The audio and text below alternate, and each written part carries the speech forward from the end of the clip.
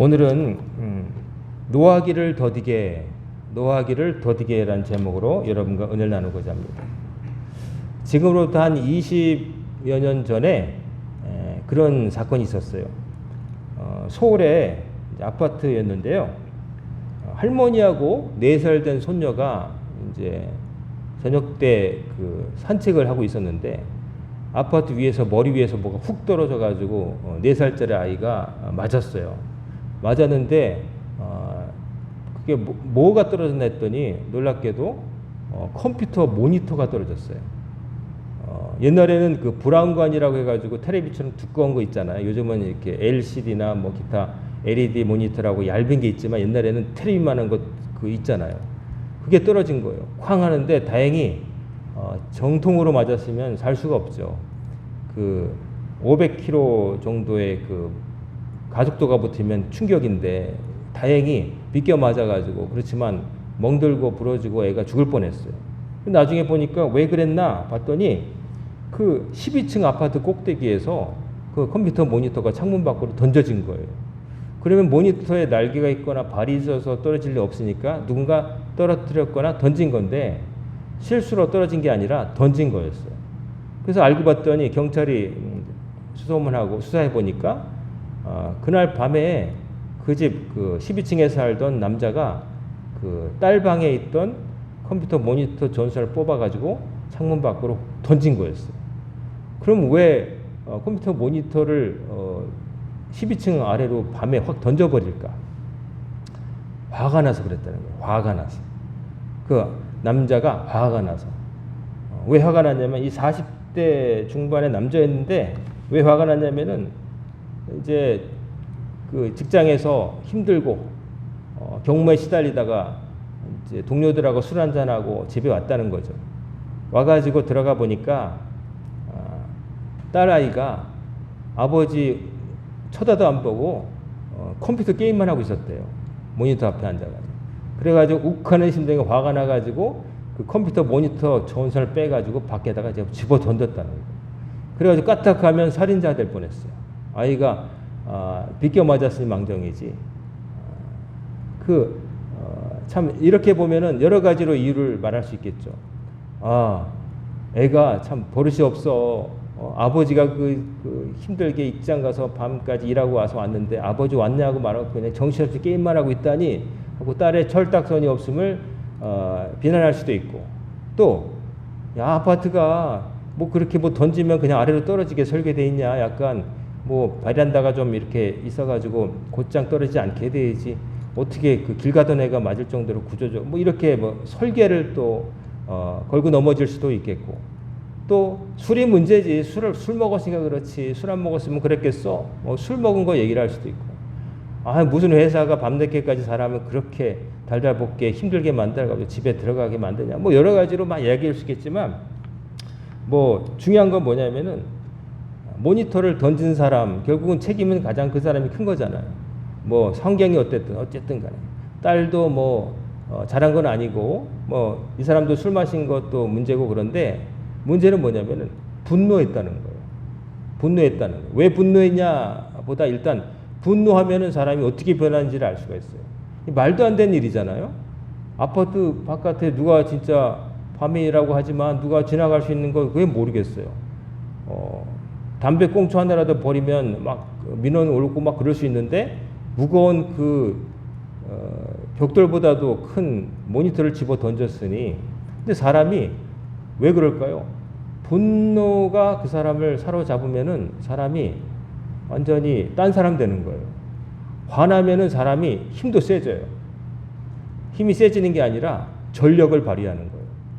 우리가 극한 상황에 있을 때 뭐 자기 아이가 차 안에 불타는 차 안에 있을 때 엄마가 뭐 문짝을 당겼는데 문짝이 그 자동차 문짝을 떼어냈다 뭐 이런 극한 상황에 오면 초능력이 나온다고 뭐 그러지만 사실 초능력은 아니고 인간이 자기 근육으로 발휘할 수 있는 힘이 있는데 평소에는 사람이 이제 몸이 야 그렇게 힘쓰다가는 네 근육 다 상해 팔 빠져 그래서 일종의 브레이크 그 정도 어느 정도 힘쓰다가 너무 힘들어서 멈추는 구간이 있는데 이 정신이 나가버리면 브레이크가 뭐고 내 팔이 빠지거나 부러지거나 상관없이 전력을 발휘한다는 거예요. 그러면 말도 안 되는 이 힘이 나오는 거죠.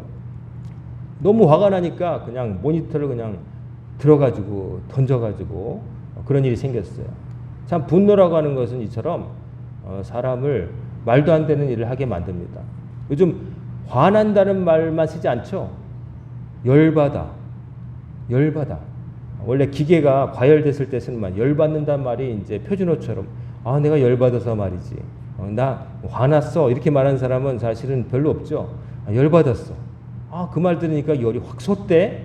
그리고 또 화났다는 말을 표현하는 다양한 표현들이 많아요. 아주 속된 말들, 심지어 뚜껑이 열렸다.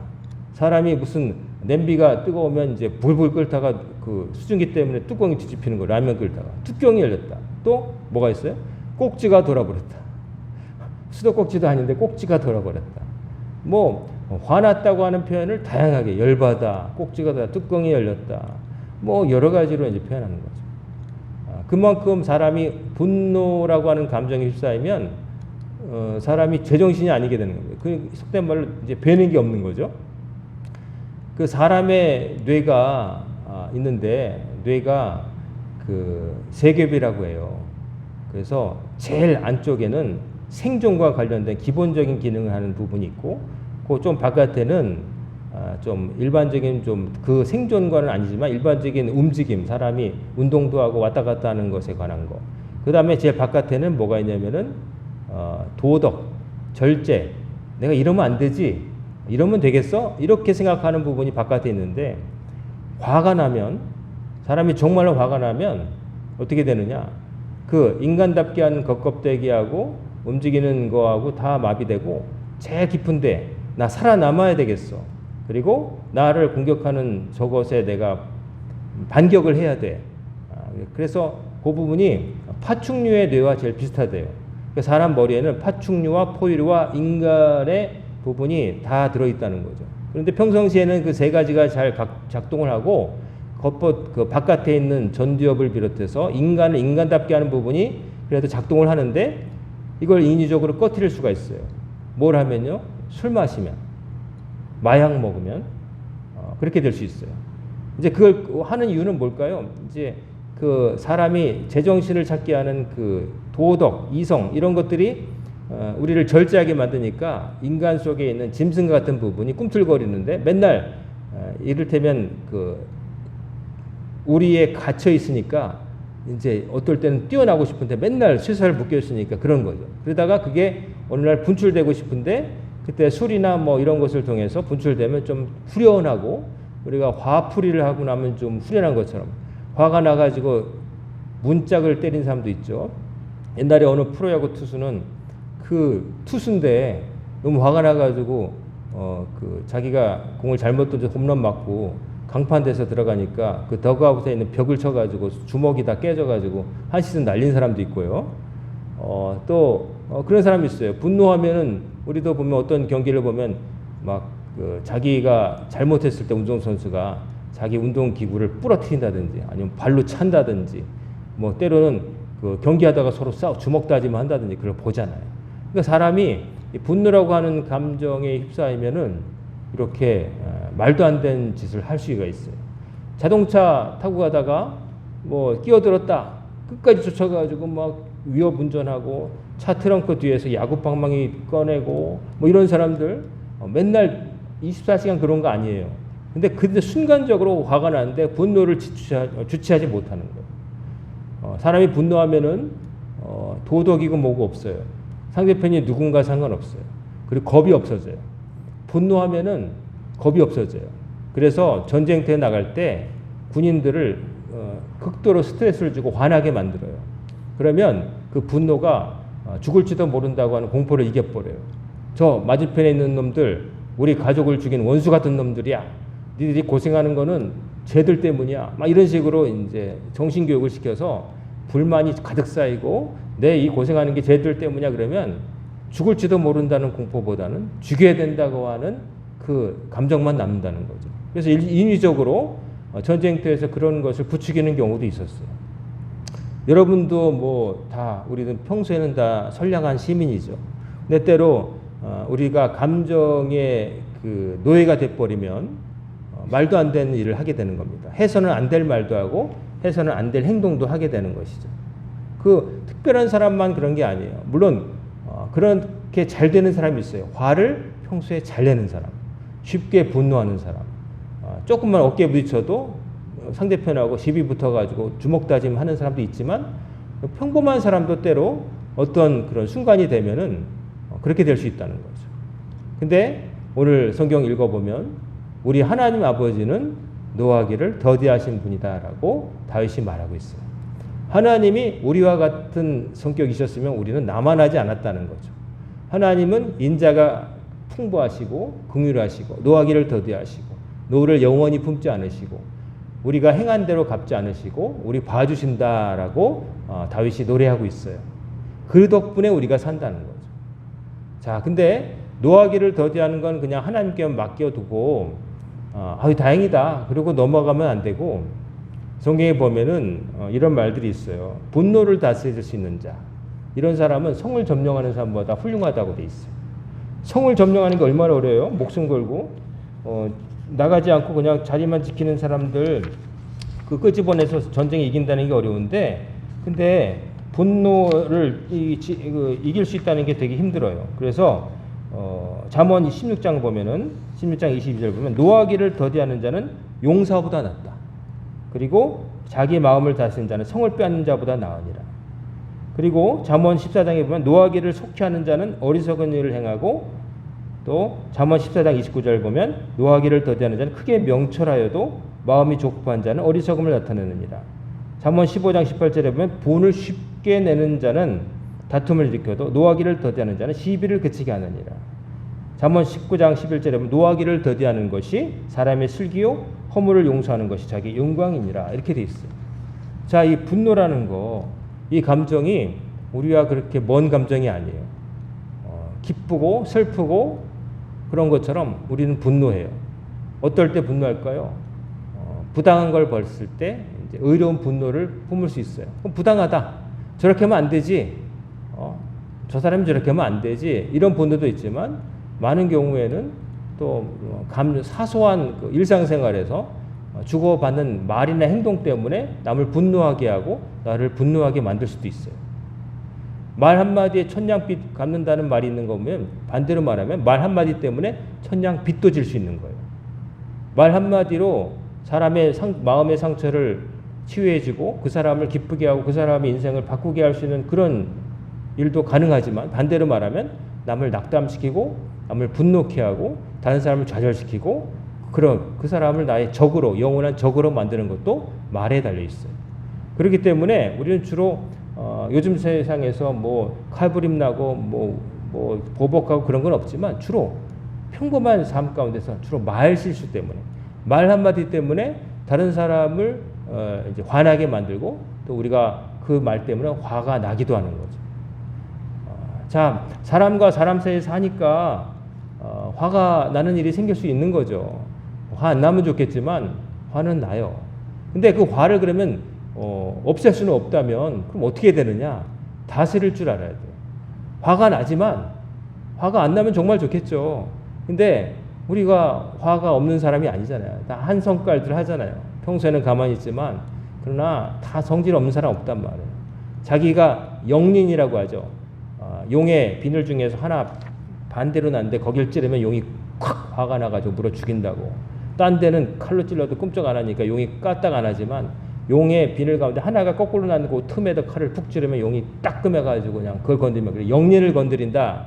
상대편의 영린을 건드린다 그러면 그 사람의 약점, 그 사람이 제일 싫어하는 거를 건드리는 거죠. 그런 일을 이제 잘못하면 할 수가 있는 거죠. 근데 우리가 살아갈 때 그럼 분노 없이 살았으면 좋겠는데, 그럼 어떻게 하면 분노를 안 품을까? 어떻게 하면 분노가 생겨도 잘 다스릴 수 있을까? 이게 중요하잖아요. 그러면 어떻게 하면 될 수 있느냐? 제일 좋은 거는 성품이 온유하고 관대하면 그럴 수 있어요. 남의 실수에 대해서 저거 왜 저러지? 라고 하는 게 아니라 그럴 수도 있지. 사람이 그럴 수도 있지. 나도 그럴 때 있어. 라고 자주 생각하는 사람은 남의 실수에 관대하고 화가 별로 안 나요. 근데 어떻게 저럴 수 있지? 난 저런 적 한 번도 없어 라고 생각하게 되면은 이해가 안 되고 화가 그치지 않는 거죠. 그래서 관대한 마음을 가져갈 필요가 있어요. 근데 오늘 다윗이 말하는 거는 하나님은 우리에게 관대하시다. 그게 정말 다행이고 하나님을 찬양하는 이유라고 말하고 있어요. 노하기를 더디하시고 분을 영원히 품지 않으시고 또 우리를 긍휼하게 자식을 보듯이 우리를 불쌍히 보신다. 우리가 남에게는 엄한 사람도 자기 자식에게는 한없이 관대하잖아요. 남이 했을 실수도 내 자식이 하면 얘기가 달라지잖아요. 그런 것처럼 하나님께서 우리를 보실 때 자식을 보듯이 봐주셨기 때문에 우리가 살아가는 거죠. 여러분과 제가 하나님께서 우리가 행한 대로 다 갚으신다면 살 수 있을까요? 나는 그래도 선량하게 살았어. 남한테 남의 거 뺏은 적 없고 사기친 것도 없고 강도질한 것도 없고 법 크게 어긴 거 없어. 뭐 이렇게 생각할지 모르지만 나도 모르게 수많은 사람들에게 특별히 가까운 사람들에게 상처 주는 말을 하고 행동을 하고 때로는 아무도 모르겠지 하고 나쁜 짓도 좀 나쁜 생각까지 했을 거예요.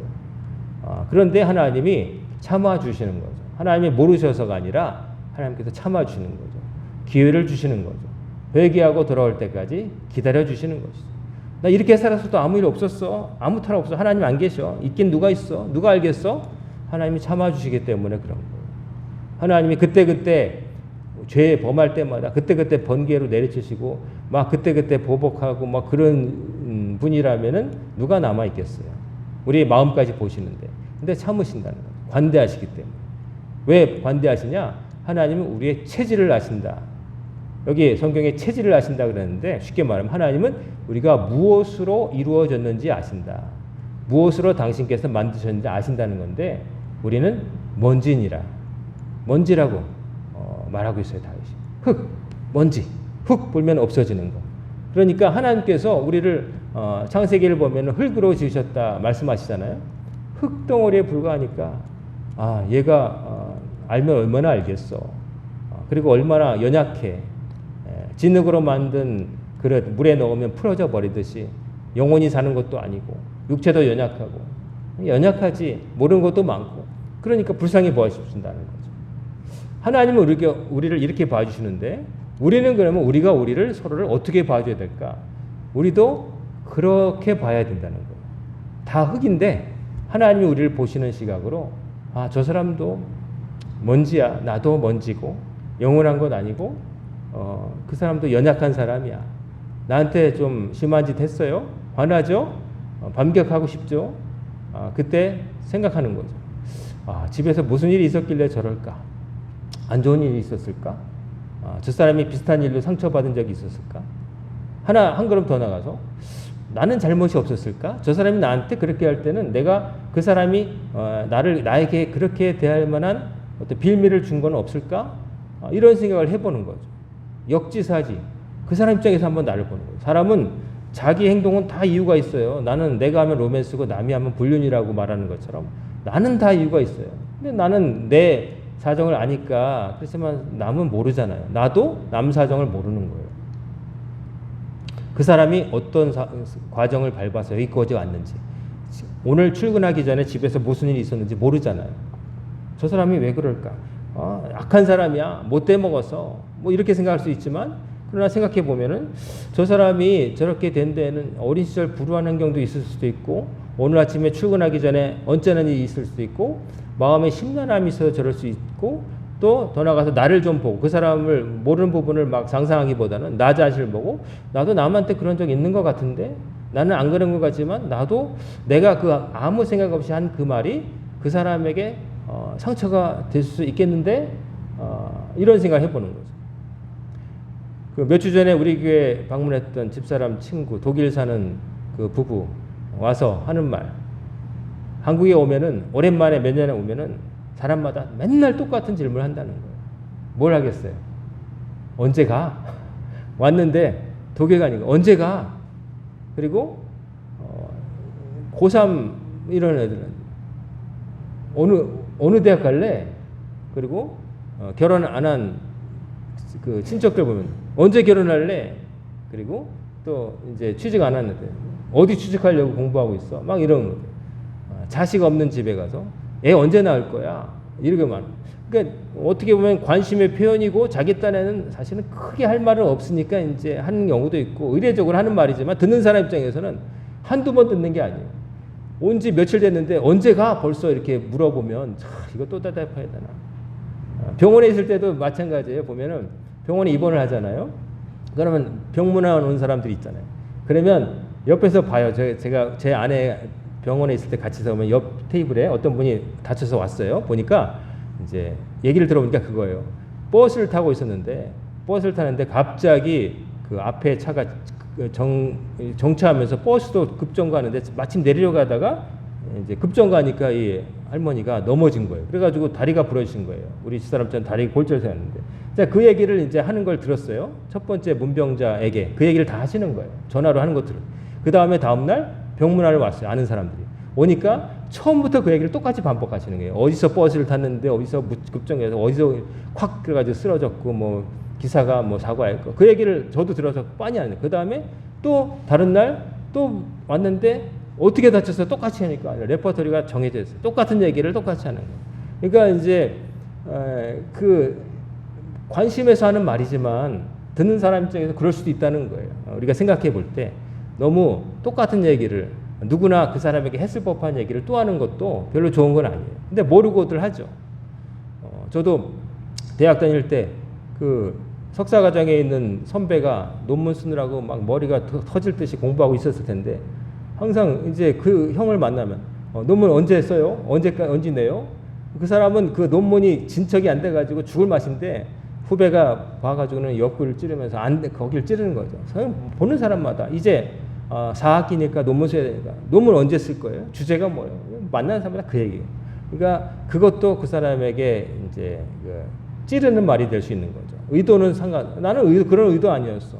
그 의도가 중요한 게 아니라 의도도 중요하지만 결과도 중요하잖아요. 그 사람 입장에서 안 생각해보고 우리가 그냥 아무렇게나 하는 말이에요. 그러니까 조심해야 되는데 그러니까 그런 경우도 있으니까 모르고 하는 말이다 생각하고 나도 그럴 수 있다 생각하고 관대하게 생각하자는 거예요. 남에게 관대하려고 하면은 타고난 품성이 원래 훌륭해서 되기보다는 상대편 입장에서 한번 생각해보는 과정을 밟아보면 좀 관대해질 수 있어요. 시어머니는 며느리 입장에서 한번 생각해보고 며느리는 시어머니 입장에서 생각해봐야 되는 거예요. 그냥 내가 보는 자리에서만 그냥 그게 옳다. 이 며느리가 말이지 이게 아니라 나도 며느리였을 때 시어머니가 그렇게 말했는데 그게 이렇게 생각하고 또 며느리 입장에서는 또 시어머니 입장에서 어떤 이럴 때 자식 키워놓고 이럴 때 돌아보지 않는다 이런 생각할 수도 있겠다. 저희 어머니가 모진 시집살이 하셨거든요. 그래서 저 어렸을 때 들은 얘기 중에 상당 부분은 할머니 욕하는 거였어요. 할머니가 막 그냥 뭐 고깃국 생기면 그거 네 서방 줘라. 그거 고깃국 두 그리면 며느리 너도 먹고 요즘 시어머니는 절대 안 그러죠. 너 먹고 남으면 네 신랑 줘. 이렇게 눈치껏 하시는 옛날 시어머니는 그런 거 없거든요. 그냥 생각난 대로 했거든요. 네 서방 줘. 그거 며느리 입장에서는 마음이 그런 거죠. 그런 얘기 이제 겪은 얘기를 하시는 거죠. 그러고서 이제 세월이 흘렀는데 저희 어머니가 나이가 들고 저희 어머니가 막 그러더니 이런 얘기를 하는 걸 자주 듣는 거죠. 그때 시어머니가 그렇게 말한 거에서 믿기만 하고 그랬는데 나이가 들어보니까 그럴 수도 있겠다. 잘한 건 아니지만 그래서 당신은 그렇게 안 하려고 애쓰지만 나도 그럴 수 있겠다. 이제 입장 바꿔놓고 생각해보니까 이해가 된다는 거죠. 그래서 여러분 대인관계에서 화가 날 때 화는 나지만 일단 감정은 생겼지만 그게 산불처럼 확 나를 사르지 않도록 잘 진화를 해야 되는데 그때 멈추고 그 사람이 나한테 그랬어. 화가 나는 행동이야. 무례했고 불쾌해. 하지만 나는 그 사람이 그렇게 나를 그렇게 보도록 오해하도록 아니면 정말 그런 건 아닐까? 나는 아니라고 생각하지만 나에게 그런 부분이 있지는 않을까? 그리고 그 사람이 살아온 과정을 혹시 알게 된다면 그 사람은 외롭게 자랐고 옆에 누가 도와준 사람 없어서 자수성가한 사람인데 자존심 되게 세. 그러니까 자기가 한 거에 대해서 그렇게 얘기하는 거 되게 싫어해. 알게 되면은 동의하고 그 사람처럼 나도 살겠다는 아니지만 그래도 이해가 되고 그러면 덜 미워지고 용서까지도 될 수 있는 거예요. 그러니까 이런 걸 못하면은 노하기를 더디하는 자가 아니라 건들기만 하면 바르륵 그냥 일어나는 그런 사람 되는 거죠. 건들면 폭탄. 그렇게 되면 안 되는 거죠. 자, 오늘 분노에 대해서 노하기를 더디게. 우리 주님이 하나님이 노하기를 더디하신 분이신데 노하기를 더디하셔서 긍휼을 봐셨기 때문에 우리가 용서받았어요. 용서받았으니 우리가 어떻게 돼요? 예수님께서 한 달란트 빚진 자 그 비유를 들면서 악한 종 탕감해 줬는데 지나가다가 자기한테 훨씬 더 적은 그 빚진 사람을 보고 야 빚 갚어 그러면서 막 감옥에 가두고 그래서 주인이 화가 나가지고 다시 불러들여가지고 감옥에 가둔 얘기 있잖아요. 용서받았는데 너도 용서받은 주인인데 왜 남한테는 그렇게 완벽한 사람처럼 구냐 이 말씀인 거죠. 다 따지고 보면 주님 앞에 다 죄인이고 하자투성인 정말 먼지 같은 인생들인데 왜 니들끼리 너는 먼지 아닌 것처럼 보석처럼 빛나는 사람인 것처럼 다른 사람을 멸시하고 화내고 미워하고 다투느냐 이 얘기하시는 거죠. 성도 여러분, 우리가 사회생활에서 어려움을 겪는 건 대부분 이런 경우예요. 사회생활뿐만 아니라 가정생활도 마찬가지고요. 나 아닌 다른 사람들과 더불어 살아갈 때 관대하고 그 사람과 내가 별 다를 바 없는 사람 나의 부족함을 알지 못하면 유리 조각들 유리 그릇 놓은 것처럼 쨍쨍거리고 금가고 막 상처받았고 상처 줬다 그러고 싸우고 어제까지 웃다가 오늘은 막 욕하는 사이 되는 거예요. 근데 그렇게 안 되고 나도 이가 빠진 접시고 저 사람도 이가 빠졌고 저 사람도 약한 부분이 나도 약한 부분이 있고 어떤 일이 있을 때 나도 잘못한 구석이 있고 그 사람 말이 다 틀린 건 아니야 이렇게 하는 것을 보게 되면은 우리가 더 너그러워지고 부드러워지고 겸손해지고 평화롭게 살 수 있다는 거죠. 우리 성도 여러분, 여러분에게 노하기를 더디게 하시는 하나님의 품성이 여러분의 것이 되기를 주의 이름으로 축원합니다. 여러분이 그거를 한번 생각해 보시면 훨씬 더 여러분 주변이 평화롭고 좀 좋은 환경이 될 거라고 믿습니다. 이 사회가 그러지 못하기 때문에 내 입장에서만 생각하고 요구만 하니까 사회가 시끄러지고 싸움이 그치지 않는데 그러지 말고 반대편에서 좀 생각해 보는 거예요. 식당에 갔을 때 나 손님이야 라고만 가는 게 아니라 많은 사람을 손님을 상대하는 종업원 입장에서 좀 생각해 보고 또 종업원 입장에서는 나도 손님으로 어디 갔는데 종업원이 그렇게 놓으니까 기분 나쁘더라. 난 살짝 놔줘야지. 이렇게 해주면 얼마나 좋겠어요. 그거를 안 하니까 그래요. 그냥 나만 생각하니까 내 입장에서 그러지 말고 맞은편 사람 생각해 보는 거예요. 그게 우리가 동물과 인간이 다른 점이에요. 사람은 자기만 생각하지 않고 다른 사람 눈에서 볼 줄 아는 시각이 생길 때 어른이 되는 거예요. 애들은 내가 먹을 것만 이용하지만 어른은 남이 먹을 것도 생각하는 게 어른 아니에요. 그러니까 사람이 그렇게 돼야 어른도 되는 거고 성숙한 신앙인이 되는 겁니다. 우리 사랑하는 광야의 성도님들은 노하기를 더디하시는 하나님의 품성을 이어받으셔서 여러분도 노하기를 더디하시고 다른 사람을 긍휼히 보시고 여러분이 가는 곳마다 평화가 늘 생겨나기를 주의 이름으로 축원합니다. 아멘. 기도하겠습니다. 사랑과 은혜가 충만하신 아버지 하나님, 오늘도 주의 말씀을 통하여 저희들이 노하기를 더디하시는 하나님의 은혜로 살고 있음을 깨닫게 하시고 또 저희들도 주님의 성품을 닮아 살아가야 함을 깨닫게 해주심도 감사를 드립니다. 저희들이 늘 우리들이 부족함을 알게 하시고 하나님께서 용서해 주신 것처럼 타인을 용서하며 받아들이며 이해하며 살아갈 수 있도록 인도하여 주옵소서. 오늘부터 시작된 한 주간도 주님께 맡깁니다. 누구를 만나든지 어떤 환경에 놓이든지 우리가 평화를 일구는 사람, 하나님을 닮은 사람, 평화를 가져오는 사람 될 수 있도록 저희들을 붙잡아 주옵소서. 예수님의 이름으로 간절히 기도드리옵나이다. 아멘.